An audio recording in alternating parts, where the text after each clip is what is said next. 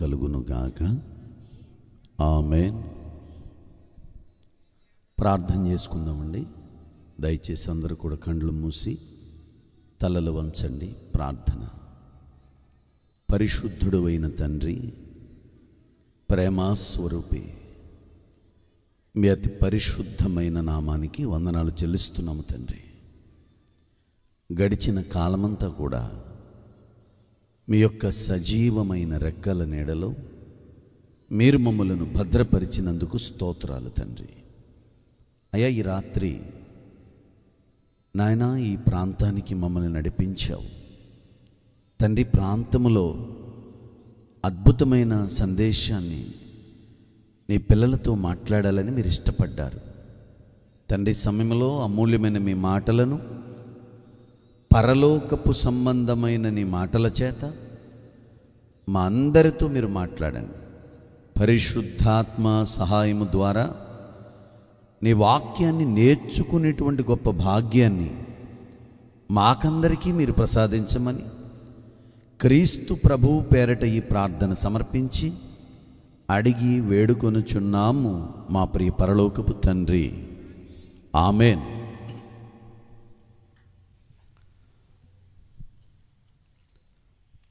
ప్రభునందు ప్రియమైన దేవుని పిల్లలరా,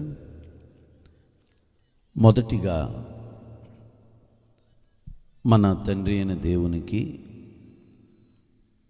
నా హృదయపూర్వకమైన వందనాలు చెల్లించుకుంటూ ఉన్నానండి. పరిశుద్ధుడైన యేసుక్రీస్తు వారి అతి ప్రశస్తమైనటువంటి నామంలో కూడి వచ్చిన దేవుని పిల్లలైన మీకు అందరికీ కూడా పేరు పేరు చొప్పున ప్రభువు పేరట వందనాలు తెలియజేస్తున్నానండి.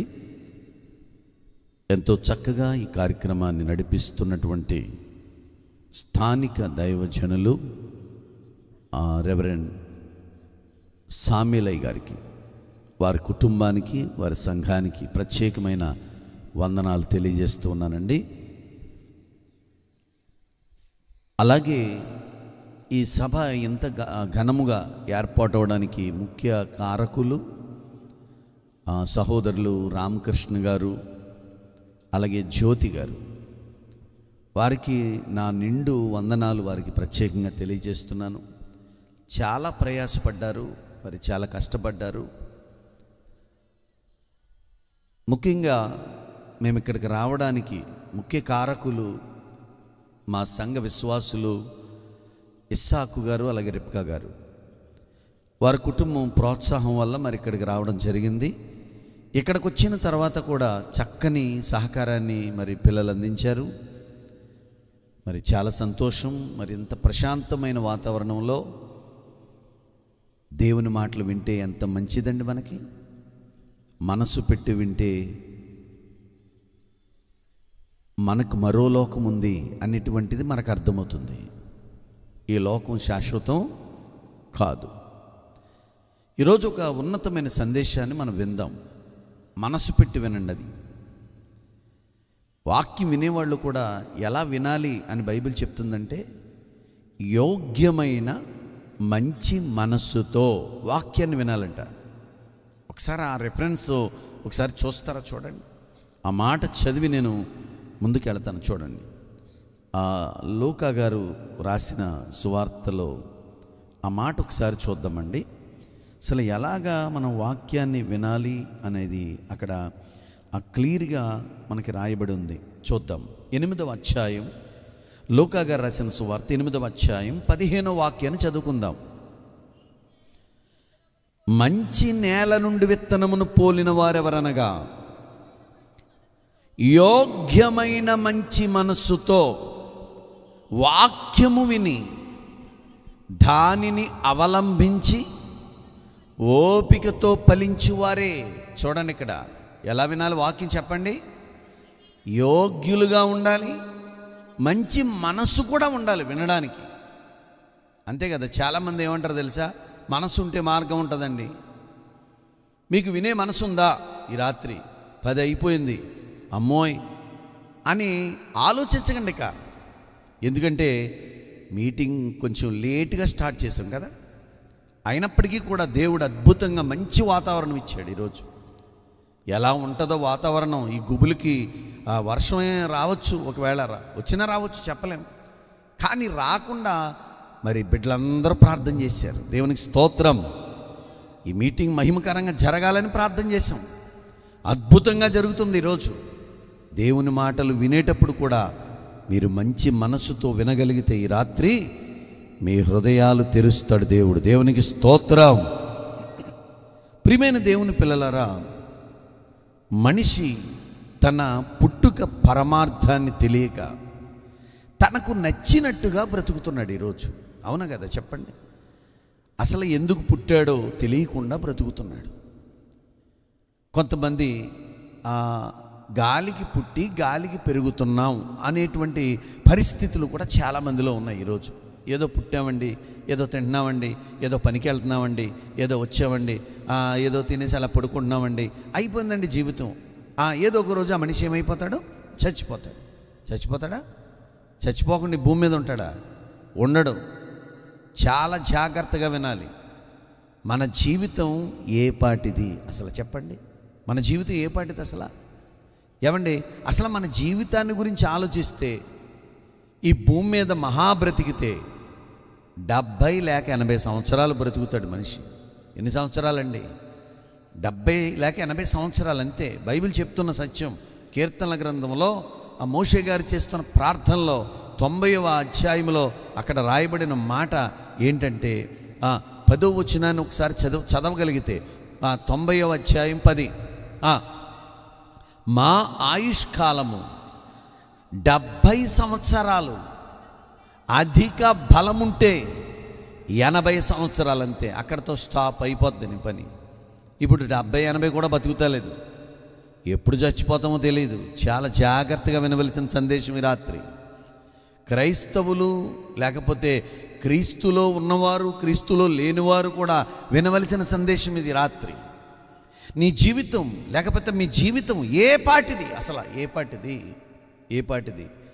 మనిషి అనుకుంటున్నాడు నేను చాలా సంవత్సరాలు బ్రతుకుతానని. మనిషి అనుకుంటున్నాడు నేను చాలా గొప్పవాడినని. మనిషి అనుకుంటున్నాడు నాకు చాలా ధనం ఉంది, నేను ఎక్కువ కాలం బ్రతుకుతాను, డబ్బుంటే కొండ మీద కోతైనా దిగొస్తుంది అనేటువంటి వ్యక్తులు లేరా ఈ సమాజంలో? ఉన్నారు. నీ బలము, నీ ధనము, నీ కండబలం, నీ గుండె బలం, నీ బంధుబలం, నీ కులబలం ఏది నిన్ను కాపాడదు, ఆ మరణాన్ని ఆపదు. ఈ రాత్రి నేను చెప్తున్నాను, చాలా జాగ్రత్తగా వినవలసిన సందేశం ఇది.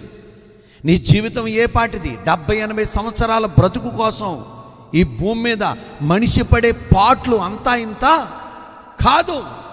ఇది నాది, అది నాది, ఇది నాది. కొట్టుకు చచ్చిపోతున్నారండి జనం. అవునా కదా, చెప్పండి. కొట్టుకు చచ్చిపోతున్నారు ఈరోజు.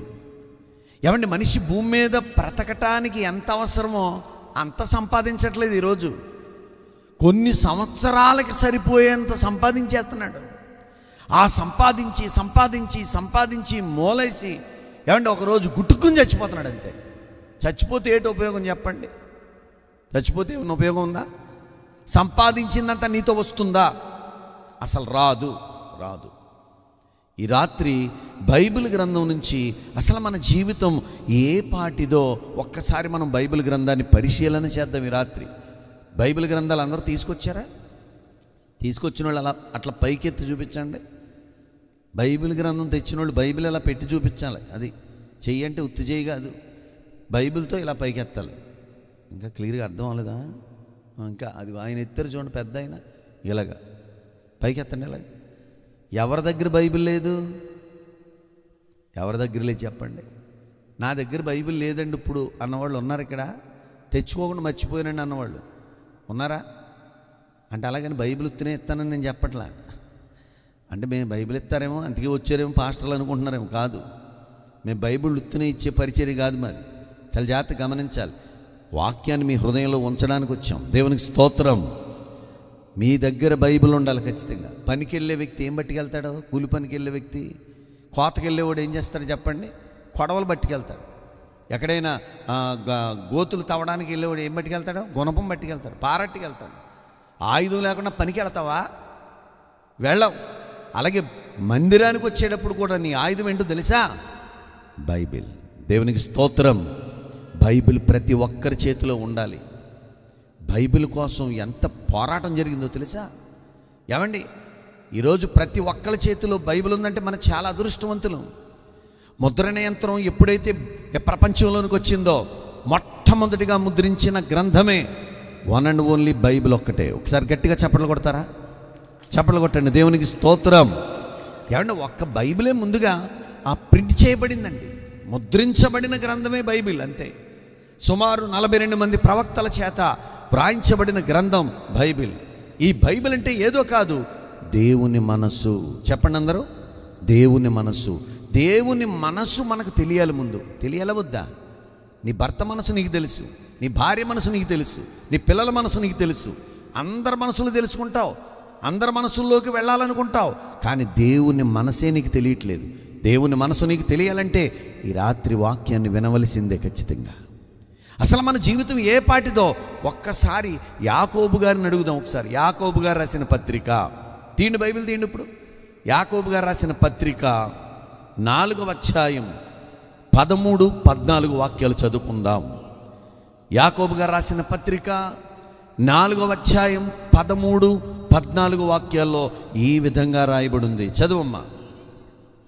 నేడైనను రేపైనను ఒకానొక పట్టణానికి వెళ్ళి అక్కడొక సంవత్సరం ఉండి వ్యాపారము చేసి లాభము సంపాదించుకొందము రండి అని చెప్పుకొను వారలారా, రేపేమి సంభవించునో నీకు తెలియదు. మీ జీవము ఏ పాటిది? మీరు కొంతసేపు కనబడి అంతలోనే మాయమైవే ఆవిరి వంటి వారు కారా? చాలండి. మన జీవితం ఏ పాటిదంట? కొంతసేపు కనబడి అంతలోనే మాయమైపోయే ఆవిరి లాంటి వాళ్ళమంట. మనం ఏదో గొప్పోళ్ళు అని అనుకుంటున్నాం కదా భూమి మీద. ఏమండి, మనకున్న అందాన్ని చూసి, మనకున్న బలాన్ని చూసి, మనకున్న డబ్బును చూసి, మనకున్న కులాన్ని చూసి తండ్రి మనం ఏమనుకుంటున్నామంటే మనకంటే గొప్పోడి ప్రపంచంలో ఎవడో లేడు అనుకుంటాం కదండి. కానీ బైబిల్ ఏం చెప్తుందో తెలుసా? నీ జీవం ఏ పాటిది? కొంతసేపు కనబడి అంతలోనే మాయమైపోద్దంట. ఏంటది మాయమైపోయింది? ఆవిరి. ఆవిరి లాంటిదంట మన జీవితం. అమ్మా, ఆవిరి లాంటి నీ జీవితం ఏదో పెద్ద గొప్ప జీవితం అనుకుంటున్నారా మీరు? ఏమండి, మనం ఏదో గొప్పోళ్ళం అని అనుకోకండి. నీ జీవితం ఏ పాటిదని ఇక్కడ యాకోబు గారు వర్ణిస్తున్నాడు తెలుసా? ఆవిరి లాంటి వాళ్ళు మీరు. ఆవిరి ఎలా ఉంటుందండి? అప్పటికప్పుడు కనపడినట్టుగా కనబడద్దా? అలా మూత తీయండి.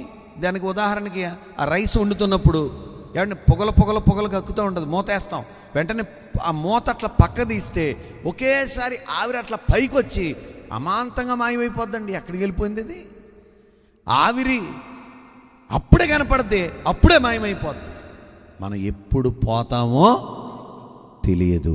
ఇందాక పాట పాడాడు కదా ఆయన, ఉండేది ఎవరో పోయేది ఎవరు. ఊగిసలాటిది. మనం వేలాడే స్థలంలో ఉన్నాం. భూమి మీద ఉన్నామంటే మనం ఎక్కడున్నామో తెలుసా? భూమి మీద అంటే ఇదేమన్నా ఆ భూమి అంటే ఎక్కడో ఒక దాని మీద ఉందనుకుంటున్నారా? భూమి అంటే భూమి ఎక్కడుందో యోబు గ్రంథంలో రాయబడి ఉంది. ఎక్కడ ఒకసారి చూద్దాం చూడండి. బైబిల్ ఒకసారి యోబు గ్రంథంలో ఒక మాట చూద్దాం చూడండి. యోబు గ్రంథంలో ఒక మాట చూద్దాం చూడండి. భూమి ఎక్కడ ఉంది, అసలు అది ఎక్కడ వేలాడుతుంది అనేటువంటి విషయాన్ని ఇక్కడ యోబు భక్తుడు చెప్తాడు. 26వ అధ్యాయము 7వ వాక్యం. యోబు గ్రంథం 26:7. శూన్య మండలము పైని ఉత్తర దిక్కున ఉన్న ఆకాశ విశాలమును ఆయన పరిచెను. శూన్యము పైని భూమిని వేలాడవేసెను. ఏమండి వేలాడ చేశాడట. ఏంటది? భూమి వేలాడుతుంది. ఎక్కడ? శూన్యములో వేలాడే స్థలంలో భూమి ఉంటే, ఆ భూమి మీద నీవుంటే నీవెక్కడో ఉన్నానని భ్రమపడిపోతున్నావు కదండి. ఎక్కడున్నావు ఇప్పుడు చెప్పండి? టోటల్గా వేలాడే స్థలంలో ఉన్నావు. అది ఎప్పుడు గుట్టుకుమంటావో నీకు తెలియదు. అసలు ఎప్పుడు గుట్టుకుమంటామో తెలియదు. ఒక ఆయన టీవీ చూస్తూ అట్లా రిమోట్ ఇట్లా నొక్కుతున్నాడట. అలా నొక్కినట్టు చచ్చిపోయాడు. అమ్మా, మీకు ఇంకో విషయం చెప్పనా? స్కూల్లో అసెంబ్లీ జరుగుద్దా? పిల్లలకి అసెంబ్లీ పెడతారు కదా, అంటే ప్లెడ్జ్ అని లేకపోతే ఉందే మాత్రం పాడేస్తారు కదా. అట్లా పాడి అలా చేస్తుంటే ప్రతిజ్ఞ చేపిస్తున్నారు. ఆ టైంలో ఒక స్టూడెంట్ అలా నిలబడినట్టు గుండాకి చచ్చిపోయాడు. చచ్చిపోతాడని అనుకున్నాడా? అనుకోలేదు. అందుకే నేను చెప్తున్నాను, నీ జీవితం ఏ పాటిది? కొంతసేపు కనబడి అంతలో మాయమయ్యే ఆవిరి లాంటిది ఇది. ఆవిరి లాంటిది ఇది. ఇది ఎక్కువని అనుకోకు, చాలా తక్కువ కాలం ఇది. మనకి దేవుడిచ్చింది భూమి మీద ఎంతకాలం అండి? తక్కువ కాలం. ప్రపంచ చరిత్రలో ఎక్కువ సంవత్సరాలు బ్రతికినటువంటి వ్యక్తి అంటూ ఉంటే బైబిల్ చరిత్రలో ఒకే ఒక ఆయన ఉన్నాడు. ఆయన ఎవరండి? మెతూషెల. సుమారు 969 సంవత్సరాలు బ్రతికాడంట. ఎన్ని సంవత్సరాలండి? 969 సంవత్సరాలు బ్రతికినా 969 సంవత్సరాల తర్వాత 70వ సంవత్సరం చచ్చిపోయాడు. మొత్తాన్ని చచ్చిపోయాడా బతికాడా? చచ్చిపోతాడు. ఎవరైనా అయ్యి బాబు చావు గురించి మాట్లాడుతున్నారు ఏంటండి బాబు, నాకు చావు అంటే భయం అండి, నేను ఇంకా ఎక్కువ కాలం బ్రతకాలండి అని మీరు అనుకుంటున్నారా? కొంతమందికి చావు అంటే భయం, చావు మాటలంటే భయం, చావు పాటలంటే భయం. చచ్చిపోని శపం దగ్గరికి వెళ్ళరా?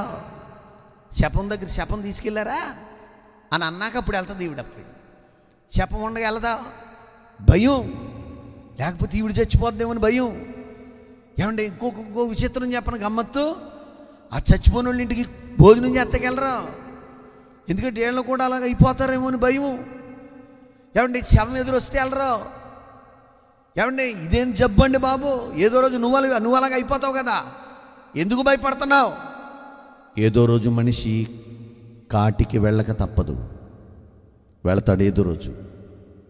6 అడుగుల మనిషి, ఈ 6 అడుగుల మనిషి, ఏమండి, ఈ మనిషి కోసం దేవుడు ఏం చేశాడో తెలుసా? అనంత లోకాన్ని చేశాడు దేవుడు. 6 అడుగుల మనిషి కోసం ఏం చేశాడు దేవుడు? అనంత లోకాన్ని చేశాడు. కానీ మనిషి జీవితం చాలా తక్కువ కాలం అన్నమాట భూమి మీద, చాలా తక్కువ. ఇక్కడ యాకోబు గారు చెప్పిన మాట మనం ఆలోచిస్తే ఇప్పుడు 70-80 సంవత్సరాల దాకా ఎందుకు? ఆవిరి లాంటిదంటే ఇప్పుడంట ఇలా కనపడి అలాగైపోద్ది. కొంతమందికి వరుస ప్రకారం ఎలాగిస్తాడంటే, కొంతమందికి 100 సంవత్సరాలు ఇస్తాడు, కొంతమందికి 50 ఇస్తాడు, కొంతమందికి 70 ఇస్తాడు, కొంతమందికి 10 సంవత్సరాలు ఇస్తాడు, కొంతమందికి గర్భంలో ఉండగానే తీసేసుకుంటాడు. ఇలాగా ఆయుష్కాలం నీ చేతిలో లేదు, దేవుని చేతిలోనే ఉంది. ఎప్పుడు మనిషి చనిపోతాడో ఎవరికి కూడా తెలియదు. అందుకే నీకు దేవుడిచ్చిన కాలాన్ని నీకు నచ్చినట్టుగా బ్రతకకుండా దేవుడికి నచ్చినట్టుగా నువ్వు బ్రతకాలి భూమి మీద. దేవునికి స్తోత్రం చెప్పండి, హల్లెలూయా. నీకు ఇచ్చిన కాలం నా ఇష్టం, నా కష్టం అని చెప్పి మనిషి ఏమవుతున్నాడు తెలుసా? తనకు నచ్చినట్టుగా బ్రతుకుతున్నాడు, తనకు నచ్చినట్టుగా తిరుగుతున్నాడు. దేవుడంటే లెక్క లేకుండా బ్రతుకుతున్నాడు, దేవుడంటే భయం లేకుండా జీవిస్తున్నాడు. దేవుడున్నాడు, నేను చచ్చిపోతే ఈరోజు నేను ఎక్కడికి వెళ్తాను అనేటువంటి భయం లేకుండా మనిషి బ్రతుకుతున్న కాలము. ఏమైపోతాం అసలు? ఏమండి, ఈరోజు ఎక్కడ చూసినా భయంకరమైన యాక్సిడెంట్లు జరుగుతున్నాయి లేదా? జరుగుతున్నాయి. ఈ మధ్యకాలంలోనే కదండి మన ఇస్సాక్ గారి బంధువులు 6 స్పాట్లో చనిపోయారు. ఒక కారులోనే అలా వెళుతున్న కారు వెంటనే ఒక లారీని ఢీకొట్టింది. వెంటనే అందులో ఎంతమంది అండి? 6 ఒకే రోజు చచ్చిపోయారు. ఒకే కారులో ఉన్న వాళ్ళు 6 చచ్చిపోయారు. చచ్చిపోతామని ప్రయాణం చేశారా? మళ్ళీ ప్రయాణం అయ్యాక మళ్ళీ ఇంటికి వస్తాం, ఇంటికి వచ్చాక మళ్ళీ మన పనులు మనం చేసుకోవచ్చు అని అనుకునే వెళ్ళారు. కానీ 6 స్పాట్ డెడ్ అయిపోయారు. చచ్చిపోతామని అనుకోలేదు. అందుకే మనం ఎప్పుడు చనిపోతామో తెలియదు, ఎప్పుడు పిలుపు వస్తుందో తెలియదు, ఎప్పుడు మరణం నీ దగ్గరికి వస్తుందో తెలియదు. నీ జీవితం ఎలాంటిది అంటున్నాడు ఇక్కడ యాకోబు గారు? కొంతసేపు కనబడి అంతలో మాయమయ్యే ఆవిరి లాంటిదమ్మా. తల్లి, బాబు, ఆవిరి లాంటిది నీ జీవితం, ఆవిరి లాంటిది నీ జీవితం. అందుకే నీకు నచ్చినట్టు కాదు, దేవుడికి నచ్చినట్టు నువ్వు బ్రతకాలి భూమి మీద. నీకు నచ్చినట్టు నువ్వు బ్రతికేస్తే ఏమండి జీవితం వెళ్ళిపోద్ది. బాప్తీసం పొందిన తర్వాత కూడా ఎవరి ఇష్టం వచ్చినట్టు వాళ్ళు బ్రతుకుతారు. కొంతమంది బ్రతుకుతారా? బాప్తీసం పొందాక ప్రార్థనా మందిరానికి వెళుతున్నప్పటికీ కూడా వాళ్ళ బ్రతుకులు మారవు. కొంతమంది మారుతున్నాయా? మారవండి, మారవు. త్రాగడం మాండవు, ఏమండి తిట్టడం మాండవు, ఏమండి భయంకరమైన వ్యసనాలకి గురైపోతాడు. త్రాగుబోతుగా, వ్యభిచారిగా, ఏమండి తిట్టుబోతుగా, జోదగాడిగా, భయంకరమైన వ్యసనాలకి లోనైపోయిన వ్యక్తిగా మారిపోతున్నాడండి మనిషి. దేవునికి దగ్గరగా ఉండవలసిన మనిషి దేవునికి దూరంగా మారిపోయి తుదకు మరణించి ఏమైపోతున్నాడో తెలుసా? సమాధి గోతులోనికి వెళ్ళిపోతున్నాడు. ఆత్మ నరకానికి వెళ్ళిపోతుంది. డాక్టర్ గారు చెప్తాడు అక్కడికేనే, బాబు నువ్వు తాగొద్దు, నువ్వు తాగితే నీ లివర్లు పాడైపోతాయి అని చెప్పిన వీడికి బుద్ధి రాదు. బుద్ధి వస్తుందా చెప్పండి? మారడా? ఎంత చెప్పినా మారడు. ఆ 4 రోజులు ట్యాబ్లెట్లు వేసుకోవాలిగా, ఆ 4 రోజులు మానేస్తాడండోయ్. తర్వాత మళ్ళీ మొదలెడతాడు. మళ్ళీ లివర్లో ఏదో ప్రాబ్లం వచ్చాక అప్పుడు వెళ్తాడు డాక్టర్ దగ్గరికి. మళ్ళీ డాక్టర్ అన్నాడు, ఈసారి కనుక నువ్వు తాగండి పోతావు అంటాడు. అంతే. పోతావన్న భయపడతాడేటి? పోతే పోతాంలే ఇవాళ చస్తే రేపుడికి 2. కొంతమంది ఈ డైలాగులు మొదలెట్టారు. ఏంటండి? ఇవాళ చస్తే రేపుడికి 2 అట. నువ్వు చచ్చిపోతావని తెలియదేటి? చచ్చిపోతావని తెలుసు, రేపుడికి 2 అని కూడా తెలుసు. కానీ చనిపోకముందే నువ్వు జాగ్రత్తగా బ్రతకాలి. ఎవరి కోసం బ్రతకాలి? ఎవరి కోసం? ఎవరిని రోజు మనం బ్రతికేది భూమి మీద ఎవరి కోసం బ్రతుకుతున్నావు? నీ భార్య కోసం, నీ భర్త కోసం, నీ పిల్లల కోసం, నీ బంధువుల కోసం, నీ చుట్టాలు, నీ పట్టాలు, ఏమండి నీకు నచ్చిన వాళ్ళ కోసం నువ్వు బ్రతుకుతున్నావు తప్ప దేవుడి కోసం ఎప్పుడైనా ఆలోచించావా? ఈ రాత్రి నేను ఒక విషయంలో అభినందించక తప్పదు. రామకృష్ణ గారు, అలాగే ఎవరండి జ్యోతి, అలాగే సేవకుడు, వీళ్ళు చాలా కష్టపడుతున్నారు కదండి. ఈ మీటింగ్ ఇలా జరుగుతుందంటే ఏంటి కారణం? వాళ్ళు దీని వెనక కష్టం ఉందండి. దేవుని పని చేయాలి, దేవుని పక్షంగా కొంతమందికి ఏమైనా సువార్త అందించాలి అనేటువంటి ఒక మంచి ఆలోచనతో ఈ కార్యక్రమాలు ఏర్పాటు చేశారు కదా. ఏమండి దేవుని కోసం బ్రతకడం అంటే అదే, దేవుని కోసం జీవించడం అంటే అదే. మన జీవితం స్టాండర్డ్ అయిందేమీ కాదు. నేను మాట్లాడుతున్నానే మైకు, ఏమండి ఈ మైకి 8,000 అనేది పక్కన పెట్టండి. ఈ మైకి కనీసం ఒక 1 year అయినా గ్యారంటీ ఉందా లేదా? 1 సంవత్సరం గ్యారంటీ ఉంది. ఇక బాక్సులు గ్యారంటీ ఉంది, మిక్సర్ గ్యారంటీ ఉంది, మన దగ్గర ఉన్న పరికరాలు, ఫ్యాన్ గ్యారంటీ ఉంది, కెమెరా గ్యారంటీ ఉంది కదండి, అన్నిటికీ గ్యారంటీ ఉంది. కానీ మనిషి జీవితానికి గ్యారంటీ లేదు. ఎప్పుడు వెళ్ళిపోతామో తెలియదు. దేవునికి మహిమ కలుగును గాక. చెప్పండి హల్లెలూయా, చెప్పండి హల్లెలూయా. కనుక మనం ఏం చేయాలంటే దేవుని యొక్క వాక్యంలో అసలు మనం ఎలాగ మనల్ని పోల్చాడో మరొక మాట కూడా చూద్దాం. చూడండి, పేతురు గారు రాసినటువంటి పత్రిక. పేతురు గారు ఏమంటున్నాడో చూద్దాం. చూడండి, మనిషి జీవితాన్ని గురించి. మనిషి జీవితం ఏ పాటిది అన్నాం కదా, మరి ఆ మనిషి జీవితాన్ని గురించి పేతురు భక్తుడు ఏమంటున్నాడో పేతురు గారు రాసిన మొదటి పత్రిక 1వ అధ్యాయం 24వ వాక్యాన్ని కూడా చదువుకుందాం. 1వ అధ్యాయం 24వ వాక్యం. గడ్డి ఎండును, దాని పువ్వు కూడా రాలిపోవును, అయితే ప్రభువు వాక్యము ఎల్లప్పుడూ నిలుచును. సర్వ శరీరులు గడ్డిని పోలి ఉన్నారు. సర్వ శరీరులు అంటే ఎవరో? మనమే. సర్వ శరీరులు. యావత్ ప్రపంచంలో సుమారు 800 కోట్ల మంది ప్రజలు ఉన్నారు. ఈ 800 కోట్ల మంది ప్రజలు ఏమండి సర్వ శరీరులే కదా. ఈ సర్వ శరీరులు ఏం పోలి ఉన్నారంట? గడ్డిని పోలి ఉన్నారంట. గడ్డి అంట మనమేమనుకుంటున్నామంటే గడ్లాగా ఉన్నాం అనుకుంటున్నాం. ఏమండి గడ్డి అని తెలుస్తలేదు అమ్మా. మనం ఏదో గొప్పోళ్ళు అనుకుంటున్నాం, చాలా ఉన్నతంగా ఆలోచించేసుకుంటాం మన గురించి మనం.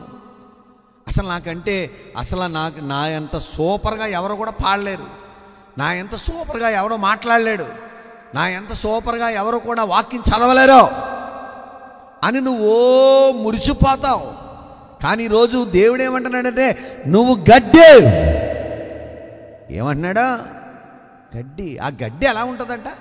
ఎలాంటిదంట? గడ్డి ఎలాగైపోద్దంట? కడకైపోద్ది. గడ్డి ఎండిపోవును, పువ్వు రాలిపోవును. చూసారా? గడ్డి ఎండిపోవును, పువ్వు రాలిపోద్దంట. పువ్వు రాలిపోద్దంట. ఏమండి, నిజంగా ఎంత అద్భుతంగా దేవుడు మనకి గుణపాఠం చెప్తున్నాడు చూడండి. రాత్రి ఈ సభ అందుకే పెట్టించాడు దేవుడు. మన జీవితాన్ని గురించి మనకు తెలియట్లేదు. మనం ఏదో గొప్పలు అనుకుంటున్నాం. మనం ఇంకా 100 సంవత్సరాలు బ్రతుకుతాం అనుకుంటున్నాం. ఎంతకాలం బ్రతుకుతాం నీ జీవితంలో నీకు తెలియదు. బైబిల్ ఏం చెప్తుందో తెలుసా? రేపేమి సంభవించునో నీకు తెలియదు. కానీ ఈరోజు భవిష్యత్తు చెప్తున్నారు కొంతమంది. ఏం చెప్తున్నారు చెప్పండి? ఏం చెప్తున్నారు? మా చిన్నతనంలో మా అమ్మకి చిలక ప్రశ్న చెప్పించుకోవడం అంటే చాలా ఇష్టం. మేము ఇలాగ విగ్రహారాధన కుటుంబంలోంచి ప్రభువుని తెలుసుకున్న వాళ్ళం. మా అమ్మకి చిలక ప్రశ్న చెప్పించుకోవడం అంటే చాలా ఇష్టం. అతను చిలక చెప్పేవాడు, ప్రశ్న చెప్పేవాడు. అలాగ వెళ్తుంటే అతను ఏమని చెప్పుకునేవాడు? చిలక ప్రశ్న జాతకం అనేవాడు. ఏమనేవాడు? చిలక ప్రశ్న జాతకం అని అంటే, ఓయ్ చిలక ప్రశ్నడా ఎలా రా అని చెప్తే ఇతగాడు చిలకని ఆ పెట్టులో ఎట్టుకుని వచ్చేవాడు. ఆ చిలక అట్లా బయటికి తీసేటప్పుడు అక్కడ కొన్ని కార్డ్స్ ఉంటాయి. ఆ కార్డ్స్ అట్లా పెడతాడు. అలా పెడితే చిలక వచ్చేస్తుంది. చిలక వచ్చి ఇలా 1 2 3 తీసే ఏదో మొత్తానికి సైగ చేస్తాడు కదా. మరి సైగ చేసి మొత్తానికి ఒకటి తీస్తుంది. తీసాక అప్పుడు నా పేరుకి సంబంధించిన ఫోటో ఉంటుంది అందులో. అది ఆ ఫోటో చూసి, ఇదిగో అమ్మా నీ ఫోటో వచ్చింది అని నీ జాతకాన్ని అందులో రాసింది చదివి నీకు చెప్తాడు. ఓకేనా? ఎందుకని జాతకం చెప్పడానికి ఎవరి వశం చెప్పండి అసలు. నీకు ఎవడొక మాట చెప్పనా? అసలు బైబిల్ ఏం చెప్తుందో తెలుసా? రేపేమి సంభవించునో నీకు తెలియదయ్యా బాబు. అసలు రేపేమి సంభవించునో నీకు తెలియదు. మరి తెలియదన్నప్పుడు అన్నీ తెలిసని చెప్తున్నారేంటి? ఏమండి, ఈ సంవత్సరం నీకు అలాగే ఉంటుంది, ఈ సంవత్సరం నీకు ఎలాగ ఉంటుంది అని చెప్తున్నారేంటి? అసలు నీకేం తెలియదురా బాబు. చోళాలి గర్భమందు ఎముకలు ఏ రీతిగా ఎదుగునో నీకు తెలియదు అంటాడు. మళ్ళీని మరొక మాటలో కొన్ని నీకు తెలియని ఉన్నాయి. విచిత్రమైన సంగతి ఏంటంటే, ఎప్పుడు చనిపోతామో తెలీదు, ఎక్కడ చనిపోతామో తెలీదు, ఎలా చనిపోతామో తెలీదు. ఈ 3 ఎవరికీ కూడా తెలియదు. ఏంటంట చెప్పండి, మళ్ళీ చెప్పండి. ఎప్పుడు చనిపోతామో తెలియదు, డేట్ నీకు తెలీదు, ఎక్కడ చనిపోతామో తెలియదు, ఎలా చనిపోతామో తెలియదు. చూసారా? అది యాక్సిడెంట్ అవ్వచ్చు, లేకపోతే నీటి ప్రమాదం అవ్వచ్చు, లేకపోతే రోగమే అవ్వచ్చు, హార్ట్ అటాకే అవ్వచ్చు, ఏదైనా అవ్వచ్చు కదండి. ఏంటి, ఎక్కడ చనిపోతామో తెలియదు. ఏ ప్లేస్లో పుట్టావో ఎక్కడికో వెళ్ళి చచ్చిపోతాడు ఒక్కొక్కరు. అవునా కదా? ఏమండి, ఎప్పుడు చనిపోతావో తెలియదు, ఏ రోజు చనిపోతావో తెలియదు. ఈ 3 ఎవరికి తెలియదు. కనుక మన జీవితం ఎలాంటిది అని అంటున్నాడంటే పేతురు గారు, గడ్డి పువ్వు, గడ్డి ఎండును, పువ్వు రాలును. అది రాలిపోయేదాకా నువ్వు చూస్తూ ఉంటే నీకే ప్రమాదం. అది జాగ్రత్త. అంటే రాలిపోకముందే, మన జీవితం రాలిపోకముందే మనం ఒక నిజాన్ని తెలుసుకోవాలి. రాత్రి దేవునికి స్తోత్రం కలుగును గాక. చెప్పండి హల్లెలూయా, చెప్పండి హల్లెలూయా.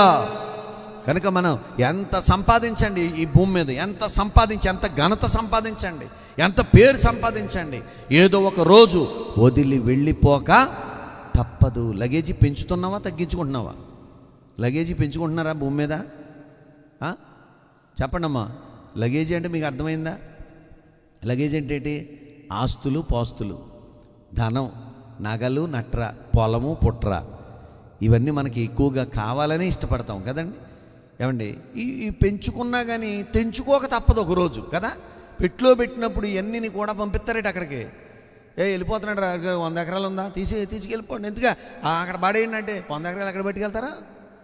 6 అడుగుల మనిషి కోసం గొయ్యి తీసేశారు. అక్కడ గొయ్యి తీసిన తర్వాత ఇది ఎక్కడ కట్టుకెళ్తారా? అది గోతులో పాడేస్తారు. కనీసం మొలతాడు కూడా తీసి పాడేస్తారు. ఇంకో విషయం చెప్పనా, ఓ ముసలిది చచ్చిపోయింది మొన్న మధ్యన. ముసలిదాన్ని చెవుదుద్దు ఏమంటే వదిలేసినట్టున్నారు పాపం. ముసలిదాన్ని అవి నల్లగా మట్టెట్టేసి ఉన్నాయి. ఆ మట్టెట్టేసిన దుద్దులు కూడా తీసేస్తున్నాడు వాళ్ళ అబ్బాయి. అమ్మ ఇది ఎందుకమ్మా, నువ్వే చచ్చిపోయాక అని చెప్పి మొత్తం తీసేస్తున్నాడు. అంటే చచ్చిపోయిన తర్వాత నీకు విలువ లేదు, చచ్చిపోక ముందే నీకు విలువ. అంటే పువ్వుగా ఉన్నప్పుడే నువ్వు నిర్ణయించుకోవాలి భూమి మీద. ఆ పువ్వు రాలిపోతే నీ జీవితం అక్కడితో అంతమైపోద్ది. జాగ్రత్త. అందుకే చెప్తున్నాడు ఇక్కడ దేవుడు, గడ్డి ఎండును, పువ్వు రాలును, సర్వ శరీరులు కూడా గడ్డిని పోలి ఉన్నారంటున్నాడు ఇక్కడ. ఎవరైనా? పేతురు గారు మాట్లాడుతున్న మాట ఇది. దేవునికి స్తోత్రం చెప్పండి, హల్లెలూయా. పేతురు గారు, ఇదే పేతురు గారు మరొక మాట, పేతురు గారు రాసిన 2వ పత్రిక చూడండి. 2వ పత్రిక 1వ అధ్యాయం 13, 14 వాక్యాలు చూద్దామా? పేతురు గారు రాసినటువంటి 2వ పత్రిక 1వ అధ్యాయం 13, 14. మరియు మన ప్రభు అయిన యేసుక్రీస్తు,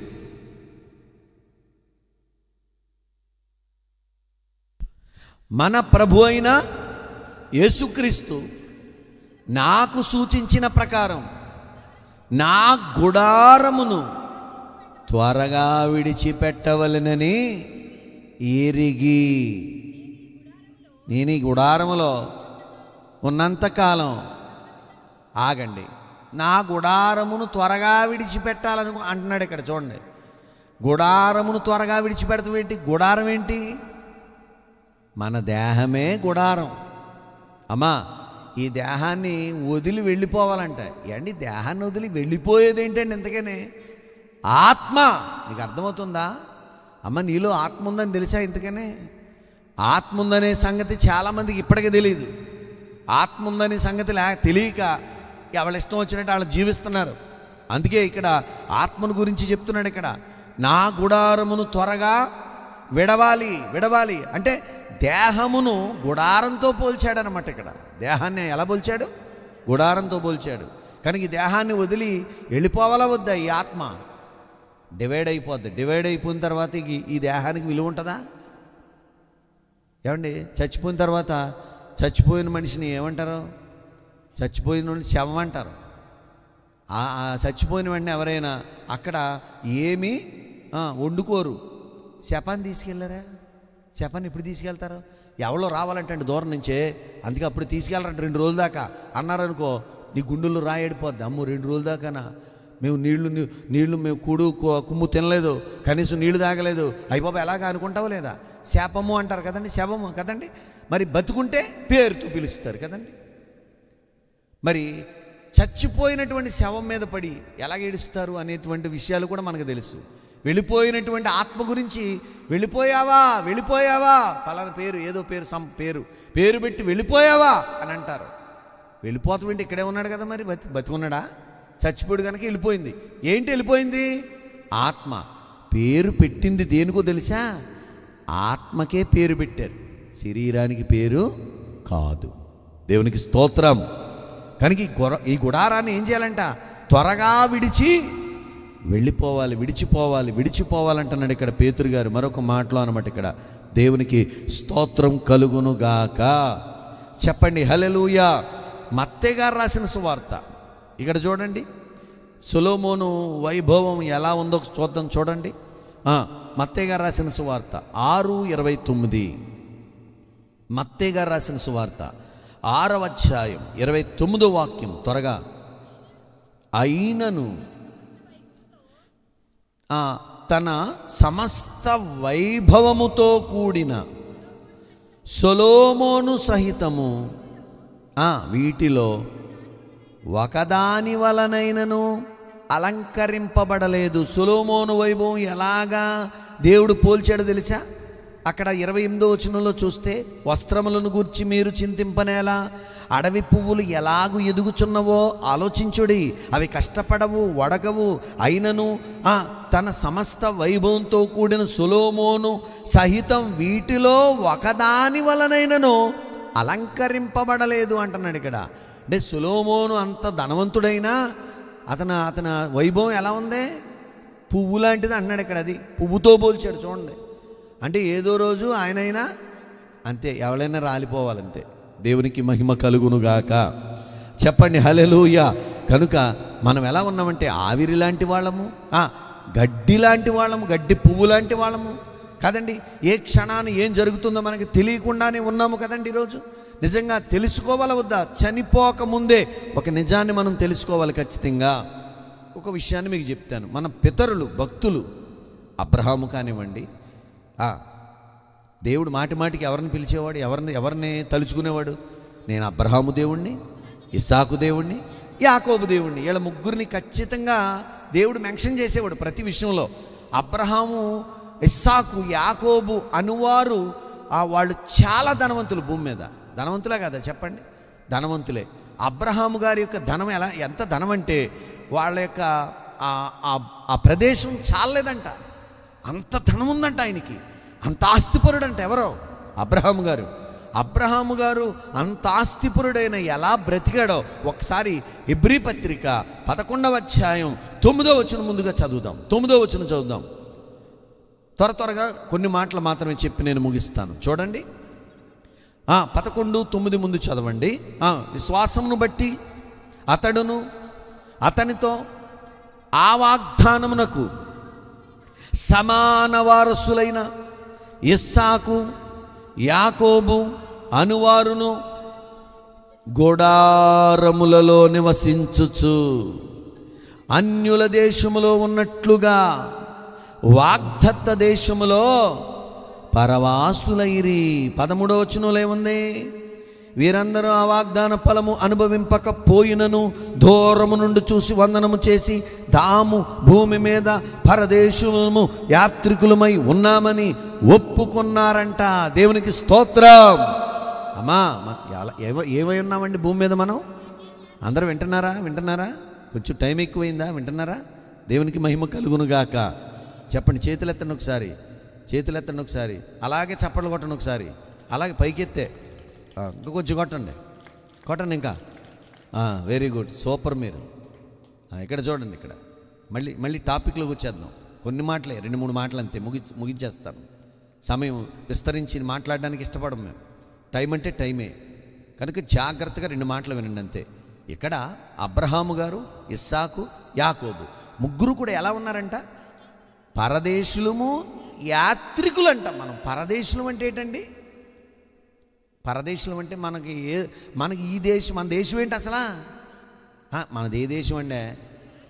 భారతదేశం, ఇండియా. ఐఎమ్ ఇండియన్ అంటాం కదా. ఏమండి, మనం ఇండియా దేశంలో పుట్టాం, ఇండియాలో ఉన్నాం కదండి. మన పరదేశం అంటే వేరే దేశం నుంచి ఈ దేశానికి వచ్చాం అని అర్థం, అంతే కదా. మరి వేరే దేశం నుంచి వచ్చాం, పరాయి దేశం నుంచి వచ్చాం అంటే ఒక దేశం నుంచి వచ్చాం మనం మొత్తానికి. ఏ దేశం నుంచి వచ్చాం అసలు? ఇప్పుడు చెప్పండి. పరదేశులము, యాత్రికులము అన్నాడు ఇక్కడ.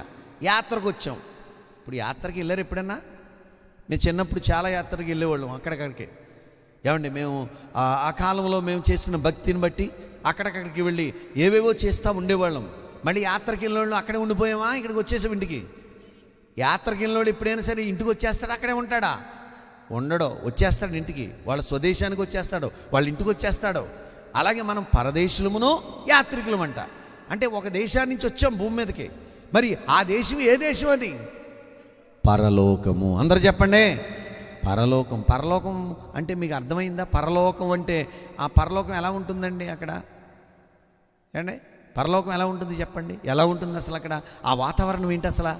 ఇక్కడ ఉన్నట్టుగా మనకి నెల వచ్చేటప్పటికి మనకున్న అప్పులు ఎలా ఉంటాయో తెలుసా? పీకు మునిగిపోయే అప్పులు. డోక్రా కట్టకపోతే, డోక్రా సీఏ కానివ్వండి, లేకపోతే ఆ డోక్రా లీడర్ కానివ్వండి, మరి టైంకి పంపకపోతే మాత్రం మామూలుగా ఊరుకోరు కదండి. టైంకి 5వ తారీఖు లోపల నువ్వు డోక్రా డబ్బులు అందులో వేసేయాలి. చీటీ వాళ్ళు చీటీ అడుగుతారు. ఏమండి, కాబోలు కాబోలు బాకీ అడుగుతారు. ఏమండి, భూమి మీద అన్ని బాధలే, అన్ని కష్టాలే. కానీ పరలోకంలో ఎలా ఉంటుందో తెలుసా? అక్కడ ఏ బాధ లేదు నీకు. దేవునికి స్తోత్రం. ఏ కష్టం లేదు, ఏ ఇబ్బంది లేదు, ఏ శోధనలు, ఏ అప్పులోడు రాడు, ఎవరు రారు నీకు. అక్కడ దేవుడితో ఆనందించే సమయం, దేవునితో పరవశించే సమయం, దేవునితో సంతోషించే సమయం, దేవుడు నువ్వు ఎంతో ఆనందంగా గడిపే సమయం. అది తలుచుకుంటేనే ఎంత ఆనందంగా ఉంటుందో తెలుసా? అలాంటి మహాలోకాన్ని దేవుడు నీకోసం ఏర్పాటు చేశాడు. ఆ పరలోకానికి ఎంతమంది వెళ్ళాలని ఇష్టపడతారు చెప్పండి? ఇక్కడ ఉన్న వాళ్ళకి అందరికీ పరలోకం అంటే ఇష్టమా కాదా చెప్పండి? పరలోకం ఇష్టం అన్న వాళ్ళు కుడి చేయి చూపించండి. నిజంగా చూపించాలి. నిజంగా చూపితే నీకు దేవుడు తప్పకుండా ఇస్తాడు, నీ విశ్వాసాన్ని బట్టి. పరలోకం అంటే నాకు ఇష్టం అండి, పరలోకం అనేది ఉందని నాకు అర్థమైందండి, పరలోకానికి నేను వెళ్ళాలని ఇష్టపడుతున్నానండి. పరలోకంలో ఎవరున్నారు? ఇంతకనే ఎవరున్నారండి పరలోకంలో? దేవుడు ఉన్నాడా? అక్కడి నుంచి వచ్చాం భూమి మీదకి మనం. పరలోకము నుండి శరీరముగా అంటే శారీరకమైన తండ్రి గర్భంలోకి వెళ్ళాం. ముందు తండ్రి గర్భంలో నుంచి తల్లి గర్భంలోకి వచ్చాం, అంతే కదా. తల్లి గర్భంలో 9 మాసాలు ఉన్నావు, అప్పుడు భూమి మీదకి వచ్చావు. అంటే నీ జన్మ ఎక్కడ జరిగింది? అసలు పరలోకంలో. పరలోకం నుండి వచ్చావు, మరలా ఎక్కడికి వెళ్ళిపోవాలి? ఎక్కడి నుంచి వచ్చావు అక్కడికి వెళ్ళిపోవాలి. వెళ్ళిపోవాలి వద్దా? వెళ్ళిపోవాలంటే మరి ఏం చేయాలండి? అక్కడికి తీసుకువెళ్ళే వ్యక్తి ఒక ఆయన ఉన్నాడు. అమ్మా ఎలా పడితే అలా వెళ్ళిపోతాం అని మాత్రం మీరు అనుకోకండి. ఎలా ఉంటే అలా వెళ్ళిపోతామండి. పాస్టర్ గారు బాప్తీసం పొందమన్నారు కనుక పొందేశానండి, బాప్తీసం టికెట్ తీసేసుకున్నానండి. మొన్న ఒక ఆయన అంటున్నాడు, టికెట్ తీసేసుకున్నాను ఇంకా నాకు ఏ భయం లేదు అంటున్నాడు. ఏడు బాప్తీసం పొంది టికెట్ తీసేసుకున్నట్టు అయిపోయిందా నీకు జీవితం అక్కడతో? బాప్తీసం పొందాక అసలైంది ఉంది జీవితం. ఇంకా చేయవలసినవి చాలా ఉన్నాయి. నువ్వు బాప్తీసం ఒక్కటే కాదు, పరలోకానికి వెళ్ళిపోతానికి. పరలోకం వెళ్ళాలంటే నువ్వు చేయవలసిన చాలా కార్యక్రమాలు ఉన్నాయి భూమి మీద. అయితే ఇక్కడ పరలోకానికి వెళ్ళాలనే ఆశ మీకు ఉంటే గనుక, ఖచ్చితంగా ఉంటే గనుక ఈ రాత్రి ఈ వాక్యంలో మనం నేర్చుకోవాల్సిన విషయం ఏంటంటే, పరలోకానికి తీసుకుని వెళ్ళే ఒక ఆయన ఉన్నారు. ఆయన ఎవరో తెలుసా? మన ప్రభు అయిన యేసుక్రీస్తు వారు. దేవునికి స్తోత్రం. మరి పరలోకంలో ఎవరున్నారండి? తండ్రి అయిన దేవుడు ఉన్నాడు. తండ్రి అయిన దేవుని దగ్గరకు భూమి మీదకి రాబోతున్న యేసుక్రీస్తు ద్వారా మనం పరలోకానికి వెళతాము. తీసుకువెళ్ళేది ఎవరు? ఇప్పుడు యేసుక్రీస్తు ద్వారా మనం వెళతాం పరలోకానికి. వెళ్ళమా? మరి యేసు ద్వారా వెళ్ళాలి కనుక ఇప్పుడు మనం భూమి మీద ఉండగా ఎవరిని తెలుసుకోవాలి? యేసును తెలుసుకోవాలి. యేసును తెలుసుకోకుండా నువ్వు అజ్ఞానంగా బ్రతికి నీ ఇష్టం వచ్చినట్టుగా తినేసి, నీ ఇష్టం వచ్చినట్టు తాగేసి, నీ ఇష్టం వచ్చినట్టుగా దొరిలేసావనుకో, నీకు పరలోకం రాదు.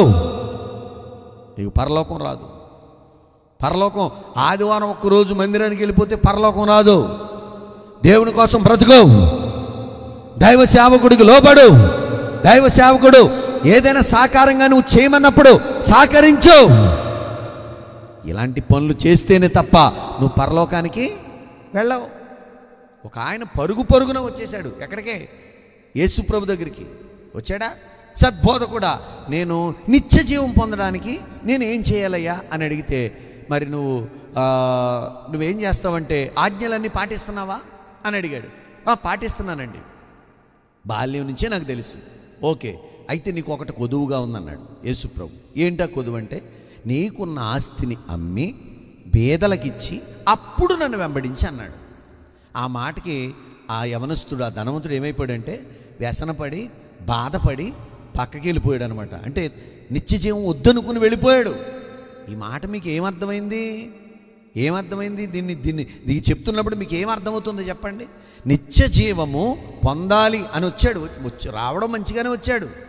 వచ్చిన తర్వాత చెయ్యమన్నా పని చేయలేకపోయాడు. అది మనం కూడా ప్రార్థనకు వచ్చిన తర్వాత పాస్టర్ గారు కాస్త గట్టిగా ప్రసంగం చేయడానికో, ఈ చర్చి వదిలి ఇంకో చర్చికి వెళ్ళిపోద్ది. ఏమిటి, చర్చిలు ఎక్కువైపోయినాయి కదా ఇప్పుడు.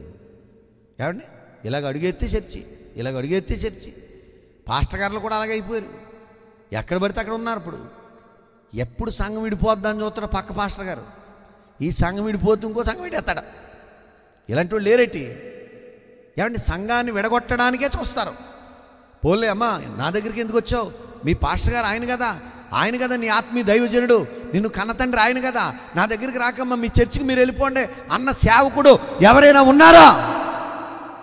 అలా ఉండట్లేదు ఈరోజు, తెలుసా మీకు?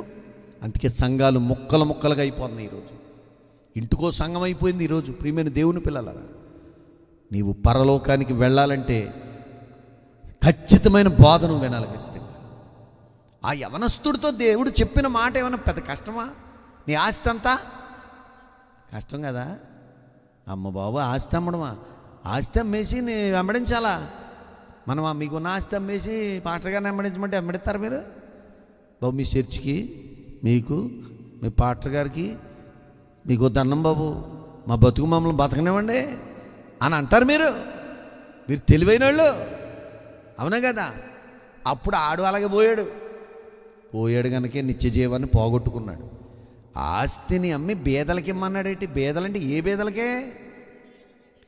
సువార్త ఎవరికైతే తెలియదో ఆ బేదలకి ఇవ్వండి. ఆ బేదలకి ఇవ్వండి అంటే అర్థం ఏంటి? నీ డబ్బు, నీ ధనము, నీ యొక్క ఆస్తి అంతా కూడా దేవుని పని కోసం ఖర్చు పెట్టయ్యా అని చెప్పాడు. దేవునికి స్తోత్రం. మరి రాత్రి కొంత ఖర్చు పెట్టి చేస్తున్న పని ఇది ఉందో చూసారా? నిత్య జీవానికి నడిపించే పని ఇది. తెలుసా మీకు ఈ విషయం? నిత్య జీవానికి నడిపించే పని. తక్కువ దూరం ఏంటి, 60 కిలోమీటర్లు వచ్చింది ఇక్కడికి. 60 కిలోమీటర్లు. ఇస్సాక్ గారు తన ఆటో, తన పిల్లలు, తన ఫ్యామిలీ అంతా కూడా ఆటో తీసుకొచ్చి మొత్తం ఖర్చు పెడుతున్నాడు ఆయన. ఇక్కడ ఏది కావాలని తీసుకొస్తున్నారు. రామకృష్ణ గారు, అలాగే ఆ జ్యోతి గారు, అలాగే పాస్టర్ గారు వచ్చిన వెంటనే చాలా ప్రేమించారు. ఏంటి ఇదంతా దేనికో తెలుసా? నిత్య జీవానికి నడిపించాలి. నిత్య జీవానికి నడిపించాలి. నీకున్న డబ్బు దేవుని పని కోసం ఖర్చు పెట్టు, దాచేసుకోకు. బీరువాలో పెట్టి మూలిగిపోయిందనుకో డబ్బు, అది ఒక రోజుకి తుప్పు పట్టేస్తుంది, ఏమంటే చిమ్మెటి కొట్టేస్తుంది. జాగ్రత్త. కనుక ఈ రోజున నీకున్న ధనాన్ని దేవుని పని కోసం నువ్వు ఖర్చు పెడితే పరలోకం నీకేస్తాడు దేవుడు. దేవునికి స్తోత్రం చెప్పండి, హల్లెలూయా. పరలోకానికి నువ్వు చేరాలని ఇష్టపడితే ఒక ఆయన ఉన్నాడు. ఆయన ఎవరో? యేసు ప్రభు. యేసు ప్రభు ద్వారా నువ్వు పరలోకానికి వెళ్ళే అవకాశం ఉంది. ఎందుకంటే నీ జీవితం ఎలాంటిది? ఎంత ఎలాంటిది? కొంతసేపు కనబడి అంతలో మాయమే ఆవిరి లాంటిది నీ జీవితం. గడ్డి పువ్వు లాంటిది నీ జీవితం. ఏమంటే ఇలాంటి గడ్డి పువ్వు లాంటి నీ జీవితాన్ని ఇప్పుడు ఎవరికి అప్పగింపాలి? దేవునికి అప్పగించాలి. దేవునికి అప్పగించాలి. అందుకే ఇక్కడ ఏమని రాస్తున్నాడు ఒకసారి, ఇదే పేతురు గారు రాసిన పత్రిక మొదటి పత్రిక 2:11 కూడా చదవండి. 2:11 కూడా చదవండి. మొదటి పత్రిక 2:11. ప్రియులారా, మీరు పరదేశులను యాత్రికులై ఉన్నారు. యాత్రకు వచ్చారు, మీరు యాత్ర చేయడానికి వచ్చారు. కనుక చాలండి, ఇంకా మీరు పరదేశులను యాత్రికులై ఉన్నారు, అంతే. పౌలు గారు ఒక మాట అంటారండి. పౌలు గారు కూడా ఏమంటారు తెలుసా? మన పౌరస్థితి ఎక్కడుందంట? పరలోకమందున్నది. పరలోకమందున్నది. నీ పౌరస్థితి పరలోకంలో ఉంది. పరలోకానికి నువ్వు వెళ్ళాలి ఏదో రోజు. అక్కడికి వెళ్ళిపోయే మనిషివే తప్ప ఈ భూమి మీద ఉండాలని నువ్వు ఆశ పడినప్పటికీ కూడా ఇక్కడ ఉండవు. అందుకే ఇక్కడ దేవుని యొక్క వాక్యంలో ఎన్ని మాటలు దేవుడు రాయించాడో ఒకసారి ఇంకొక మాట మనం చూడండి. ఆదికాండం 47:8 చదువుదాం. 47:8లో ఒక మాట చూడండి, ముగింపు మాటలు. ఆదికాండం 47:8-9. ఫరో, నీవు జీవించిన సంవత్సరములు ఎన్ని అని సరిగ్గా చదువు. ఫరో చదవాలి. దేవునికి మహిమ కలుగును గాక. చెప్పండి హల్లెలూయా. ఏంటంటే ఫరో ఏమంటున్నాడు? నీవు జీవించిన సంవత్సరములు ఎన్ని అని యాకోబు అడిగినందుకు యాకోబు గారు ఏమంటున్నాడు తెలుసా? నేను యాత్ర చేసిన సంవత్సరములు 130. అమ్మ, యాత్ర చేసిన సంవత్సరాలు అంటే ఇప్పుడు అర్థమైంది మీకు? బ్రతికిన సంవత్సరాలు, ఈ భూమి మీద యాత్రకు వచ్చిన సంవత్సరాలు 130 అంట. ఎవరిదే? యాకోబు.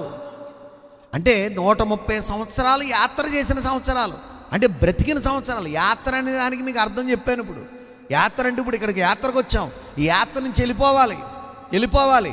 యాత్ర ముగించిన తర్వాత వెళ్ళిపోయే స్థలం కూడా మంచిది ఎన్నుకోవాలి కదండి. మనం ఎక్కడి నుంచి వచ్చాం అక్కడికే వెళ్ళాలి స్వయంగా. మరి వేరే చోటకి వెళ్ళారనుకో, అది అగ్ని ఆరదు, పురుగు చావదు, భయంకరమైన ప్లేస్ అది. ఇక దాన్ని తలుచుకున్నా కానీ భయం వేస్తుంది కదండి.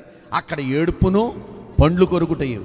ఏమండి, భగభగా మండే అగ్ని జ్వాలల మధ్యలో యాతన పడేటువంటి పరిస్థితి నీకు రాకూడదని యేసుక్రీస్తే స్వయంగా 2025 సంవత్సరాల క్రితం ఈ లోకానికి దిగివచ్చిన మహనీయుడు.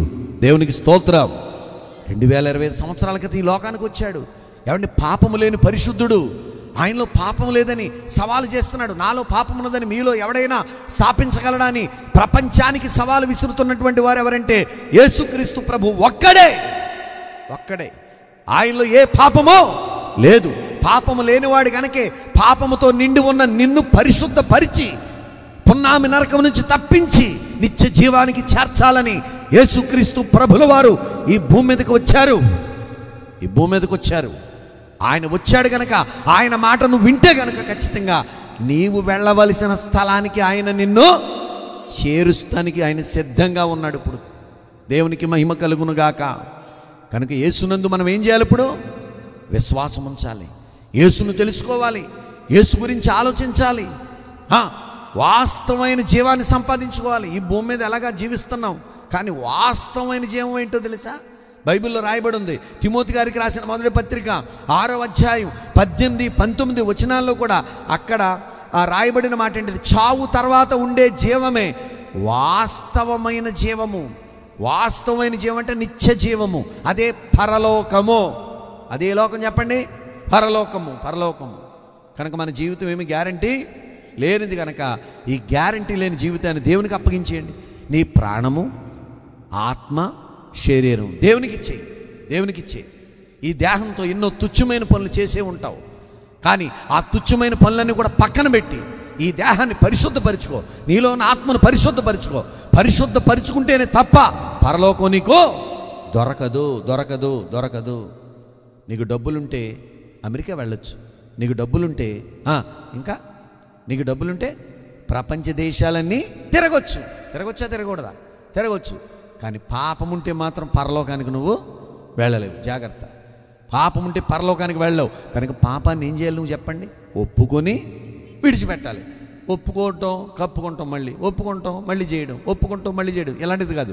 ఒప్పుకుని ఏం చేయాలి ఇప్పుడు చెప్పండి? విడిచిపెట్టండి. విడిచిపెట్టండి. ఇంకా ఇది పెంట, ఇది నా జీవితంలో రాకూడదు. నీలో ఏ వ్యసనం ఉందో చూసుకో ఈ రాత్రి.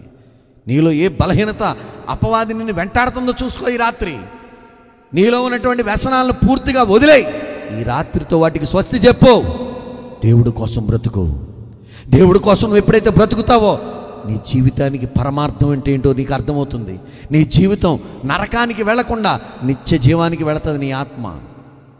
ఆత్మను ఏమండి, ఆత్మకు చావు లేదు తెలుసా మీకు? ఆత్మ చావదు. ఆత్మ ఎప్పుడు జీవిస్తూనే ఉంటుంది. శరీరం మాత్రం చచ్చిపోతాం, ఏదో రోజు చనిపోతాం. చనిపోతే పాతి పెట్టడమో, పూర్తి చేయడమో, లేకపోతే కాల్ చేయడమో చేస్తారు కదండి. కానీ ఆత్మకు చావు లేదు. ఆత్మ దేవుని దగ్గరికే వెళ్ళాలి, నరకానికి వెళ్ళకూడదు. ఆ నరకం ఏమండి, ఇక్కడ ఎండలకి మనం ఏమంటున్నాం? ఎండలకి మనం ఏమంటున్నాం? అయ్యి బాబు నరకం అంతా చూసేస్తున్నామండి బాబు ఎండలకు అనుకుంటున్నాం. మనం గుబులు వచ్చేస్తుంటే మనకి ఎలాగనిపిస్తుంది? అయ్యి బాబు నరకం చూస్తున్నామండి నిజంగా అనుకుంటాం. ఈ నరకం ఇది, దీనికే నువ్వు నరకం అనుకుంటే అసలైన నరకం ఎలాగుంటుందో ఒక ధనవంతుడు చచ్చిపోయి చూపించాడు కదా మనకి చరిత్రలో. ధనవంతుడు చచ్చిపోయాడా? చచ్చిపోయి ఎక్కడికి వెళ్ళాడు? పాతాళంలో యాతన పడుతున్నాడు, నరకంలో యాతన పడుతున్నాడు, అగ్ని జ్వాలల మధ్యలో యాతన పడుతున్నాడు. ఏమండి, చేతులు కాలాక ఆకులు పట్టుకున్నా నీకు ఉపయోగం లేదు. నీ బ్రతుకు ఉండగానే, నీ జీవితం అంటే నీ శరీరంలో ఆత్మ ఉండగానే, నువ్వు భూమి మీద బ్రతికి ఉండగానే ఒక మంచి నిర్ణయం తీసుకునే అవకాశం దేవుడు నీకు ఈ రాత్రిని కలిగించాడు తెలుసా. అందుకే మమ్మల్ని 60 కిలోమీటర్ల దూరం నుంచి ఇక్కడికి తీసుకొచ్చాడు. దేవునికి స్తోత్రం. ఏదో ఒక మాట నిన్ను పట్టుకోకుండా ఉండదు ఈ రాత్రి. ఖచ్చితంగా దేవుడు నీ హృదయాన్ని తట్టబోతున్నాడు. ఈ రాత్రి దేవుడు నీ హృదయాన్ని మార్చబోతున్నాడు. నీ జీవితంలో ఒక విప్లవాత్మకంగా నీ జీవితాన్ని మార్చాలని ఇష్టపడుతున్న దేవుడు. అందుకే దేవుడు నిన్ను నిత్య జీవానికి నడిపించడానికి ఇష్టపడుతున్నాడు. నువ్వు ఎలాంటి స్థితిలో ఉన్నావో ఒక్కసారి పరిశీలన చేసుకుందాం. అందరూ లేచి నిలబడి ఒక్క నిమిషం పరిశీలన చేసుకుందాం. కళ్ళు మూసుకొని ఎవ్వరు వెళ్ళొద్దు. కళ్ళు మూసుకొని చిన్న ప్రార్థన చేస్తాను. ఒకసారి కళ్ళు మూసుకొని 2 చేతులు పైకెత్తండి. 2 చేతులు పైకెత్తండి. ప్రభు యొక్క సన్నిధానంలో ఒక్క నిమిషం ప్రార్థన చేద్దాం. అంతే, ఒక్క నిమిషం ప్రార్థన చేద్దాం. ఈ రాత్రి విన్న మాటలు మీ హృదయంలో పెట్టుకోవాలి ఖచ్చితంగా. నీ జీవితం ఏ పాటిది? అమ్మా, ప్రియ సహోదరుడా, నీ జీవితం ఏ పాటిది? కొంతసేపు కనబడి అంతలో మాయమయ్యే ఆవిరి లాంటిది కాదా? ఆవిరి లాంటి నీ జీవితాన్ని దేవునికి అప్పగించు. దేవునికి అప్పగించు. నేను చాలా సంవత్సరాలు బ్రతుకుతాను, నా కండబలం, నా గుండె బలం ఎక్కువగా ఉంది, నాకు చాలా ధన బలం ఉంది, నేను ఎక్కువ సంవత్సరాలు బ్రతుకుతాను అని నువ్వు అనుకుంటున్నావా? 150 సంవత్సరాలు బ్రతుకుతానని అనుకున్నాడు ఒక ఆయన. అతడే మైకేల్ జాక్సన్. 150 సంవత్సరాలు కాదు, 50 సంవత్సరాలకే చనిపోయాడు. 50 సంవత్సరాలకే చనిపోయాడా?